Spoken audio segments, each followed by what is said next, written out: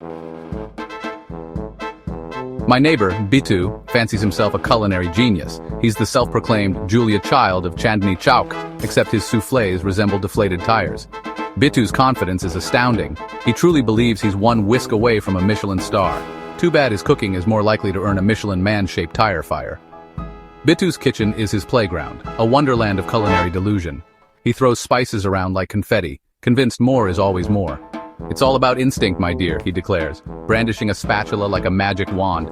I'm pretty sure his instincts are leading him straight to disaster. The other day, Bitu invited me over for his famous biryani. "It's an ancient family recipe," he announced, puffing out his chest. My stomach, however, began to churn with a sense of impending doom. The aroma wafting from Bitu's kitchen was unique. It smelled like burnt toast, old socks, and a hint of something vaguely floral. He presented the biryani with a flourish.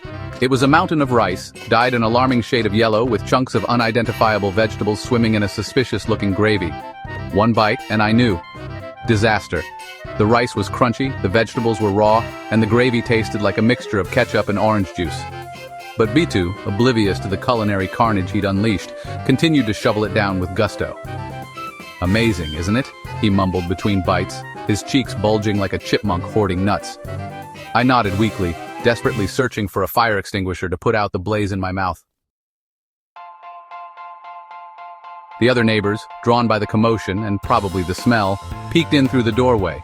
Their faces were a mixture of amusement and horror. Mrs. Gupta, known for her brutal honesty, just shook her head and muttered, "Another culinary masterpiece, Bitu." Bitu, ever the optimist, chose to ignore the thinly veiled insults. He regaled us with tales of his culinary adventures, each more horrifying than the last. Like the time he tried to make authentic Italian pasta and ended up with a pot of gluey mush. We all listened with feigned interest, stifling laughter behind our hands. Even the neighborhood stray dog, a regular recipient of Bitu's culinary experiments, refused to go near the biryani.